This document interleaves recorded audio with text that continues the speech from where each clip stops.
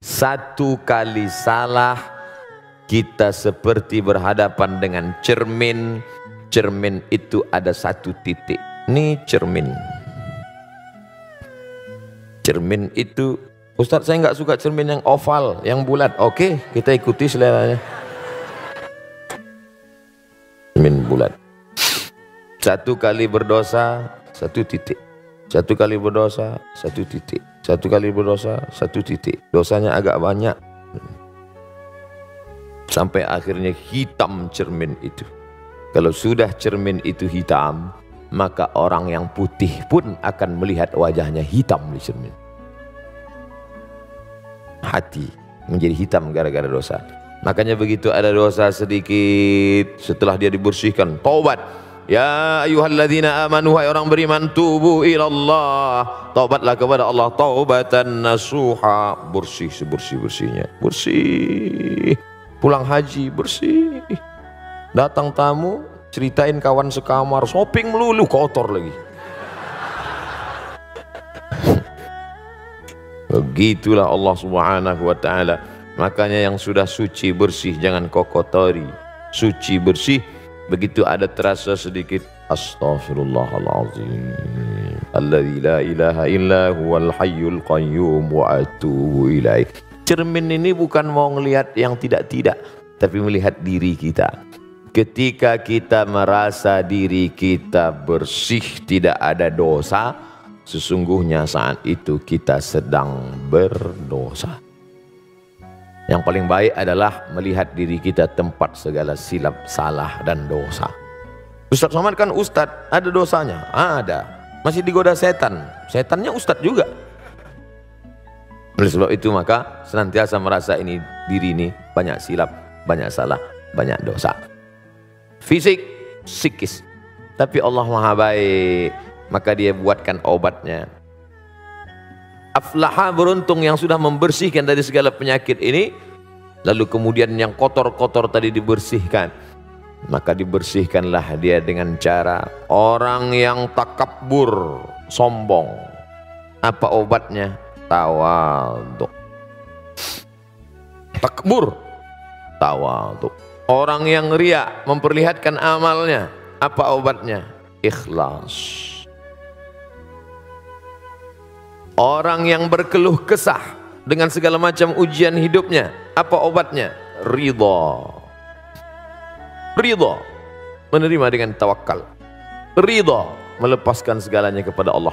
Makanya sebelum keluar rumah habis sholat subuh pagi, dia katakan, raditu billahi rabba, aku ridha menerima ketetapan Allah Subhanahu wa ta'ala. Memangnya kita berkeluh kesah, marah, ngamuk, numbuk dinding, selesai masalah. Kalau kita sedang dililit masalah, kita tumbuk dinding, insya Allah yang masalah lama selesai, muncul masalah baru, tangan patah.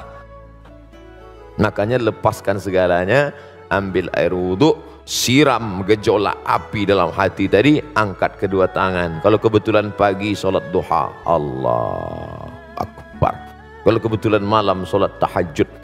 Kalau sekeliling dunia ini sudah tak mau lagi mendengar omongan kita, keluh kesah kita, tak ada lagi kawan tempat mencurahkan kerisauan kita, maka berbisiklah ke tanah, berbisiklah ke bumi, berbisiklah ke lantai.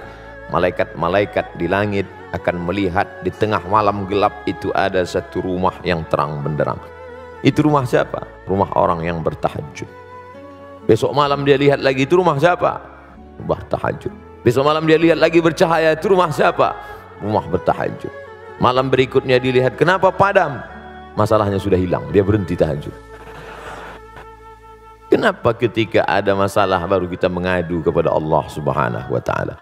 Walaupun 2 rakaat, walaupun singkat, walaupun pendek. Afdalnya tahajud jam 1, jam 2, betul. Tapi jangan gara-gara mau mengejar jam 1, jam 2, lalu jam 4 kita tidak tahajud. Bangun jam 4, nggak afdal, langsung tidur. Kenapa bangun jam 4? Memang jamnya di setel jam 4, ya jam 4. Coba setel jam 1, jam 2. Oleh sebab itu maka ini semua adalah obat-obat dan penyakit. Setelah itu Allah Ta'ala berikan, sama seperti dokter. Pak dokter, saya ini kena penyakit, kata orang mudah marah-marah, katanya darah tinggi, kolesterol naik, lalu kemudian ada ini segala macam. Dokter cuma ngasih tahu, Bapak rajin olahraga, banyak makan buah, jangan makan kambing, jangan kolesterol, jangan minum susu, tenangkan pikiran.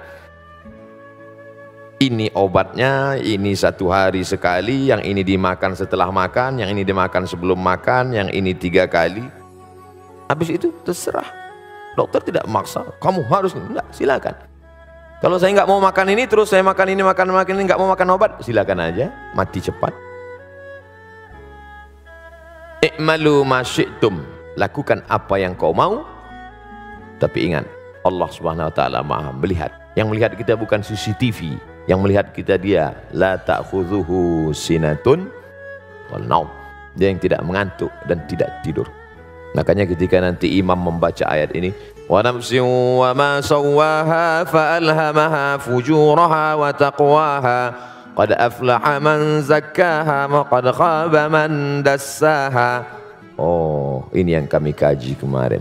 Hai jiwa yang gabungan antara ruh dan jasad, yang gara-gara ruh dengan jasad bersatu ini muncul tamak, muncul rakus, muncul pelit, muncul bakhil, muncul dendam kesumat, muncul hasad dengki, muncul busuk hati, muncul marah, muncul egois. Sucikan dengan tawaduk, sucikan dengan ikhlas, bersihkan dengan zikir, senantiasa merasa diri hina. Saya Ustaz kalau dengar pengajian dah nggak masuk lagi, pergi ke THT, telinga hidung tenggorokan. Bukan itu maksud saya Ustaz, telinga saya dengar tapi tak masuk ke hati. Pergi ke rumah sakit. Kemarin saya pergi ke Bandung, dibawa oleh Ustadz Hanan At-Taki, mampir ke rumah teduh. Ternyata hati yang panas mampir ke rumah teduh itu, teduh, meleleh air mata. Ada saudara kita yang kena kanker mata, yang besarnya hampir sebesar kepala. Perempuan-perempuan yang dikira hamil 9 bulan, rupanya di dalam tumor, cancer, kanker. Ibu sudah kena berapa lama? Sudah 4 bulan Ustaz. 4 bulan sebesar ini, ya 4 bulan tapi sebesar 9 bulan kandungan. Jadwal operasi kapan? 2020. Bayangkan itu. Napas sudah sesak sampai. Di sana baru terasa, oh hebat Ustadz Hanan. Dia bawa saya jalan-jalan, bukan ke bukit, bukan ke gunung, bukan ke pantai. Dia bawa jalan-jalan. Melihat itu semua, Allah sedang negur, Abdul Somad, beban yang kau rasakan sekarang ini belum ada apa-apanya dibandingkan mereka. Nafasmu masih lapang, pandanganmu masih jelas. Tapi saudara, mandi ke pantai, tiba-tiba ada luka sedikit di garu, hanya 9 bulan tiba-tiba kanker kulit dari atas sampai ke bawah. Anak muda umur 23 tahun. Ya Allah. Sampai di sana saya diminta menyampaikan tausiah kepada Al-Mukarram bersama tausiah. Baru megang mic sudah. Mana suara menggelegar tablik akbar? Hilang. Jadi untuk merontokkan sifat-sifat yang jelek baik fisik psikis ini, tak selamanya pengajian, tak selamanya ceramah. Tapi jangan gara-gara ini nanti jadi sunyi pengajian. Kemana semua? Kenapa kalian nggak ada? Tak selamanya pengajian itu. Kita harus selalu lihat orang sakit. Betul. Tidak ada orang menasihati saya. Tak ada ustadz menggurui menasihati saya. Dari mana ustadz mengambil nasihat pelajaran? Dengan pergi ke panti jompo. Kita lihat kulitnya yang keriput, rapuh. Ustadz, ini tidak bisa lagi dimasukkan jarum suntik. Kenapa? Usia sudah 95 tahun, sudah seperti tisu, sobek, lapuh. Hai Abdul Somad, 40 tahun lagi kulitmu juga akan seperti ini, menggigil, tak dapat tegak. Masih syukur ada yang menyuapi, masih syukur masih ada orang baik. Maka saat ketika melihat itu, saya yakin suami-suami yang sombong, yang kasar, yang tak peduli, yang lihat itu dia, oh ternyata nanti sampai masanya aku duduk di kursi seperti ini, yang menyuapi nanti adalah dia yang baik selama ini. Nah, ibu pun kasih tahu juga, mas kalau macam-macam nanti gini-gini. Jadi tidak selamanya nasihat. Ada nasihat lewat mata lebih masuk ke dalam hati kita. Makanya ada ungkapan lisanul hal, perbuatan, action afsah min lisanil maqal, lebih menyentuh ke dalam hati. Ketika meninggal almarhumah emak saya, lalu pas mengkebumikan mereka tanya, siapa yang masuk ke dalam? Otomatis anak saya dan adik saya masuk dengan Ustadz Zulfadli, sahabat, bertiga kami masuk. Sepupu ada 2 orang masuk ke dalam. Saya bagian kepala, saya yang meletakkan ke dalam. Sunnah untuk menempelkan hidung, kain dibuka, hidung ini sunnah ditempelkan ke tanah. Buka penutup wajah, buka ikatan, tempelkan hidung ke tanah. Saat saya menempelkan itulah rasanya tak ada harga dunia, hilang semuanya. Kau pun akan begini juga nanti Abdul Somad. Anakmu yang akan memegang kepalamu, dimiringkannya ke kanan ke arah kiblat, ditempelkannya hidungmu ke dinding, tak ada jarak lagi. Sekaya-kaya orang belum pernah saya melihat dipasang keramik di bawah.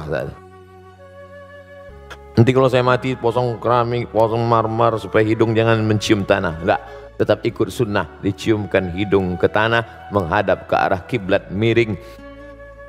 Apa yang dibawa menghadap Allah SWT, insya Allah itu mengikis hasad, mengikis dengki, mengikis angkuh, mengikis sombong. Kalau terasa iman sudah agak kurang, low down, ngaji lagi. Assalamualaikum warahmatullahi wabarakatuh. Hai sahabat religiwan semuanya, semoga usia bertambah, istiqomah juga semakin bertambah, amal bertambah, maka bertambah pula kesiapan kita untuk tetap menebar kebaikan. Assalamualaikum warahmatullahi wabarakatuh.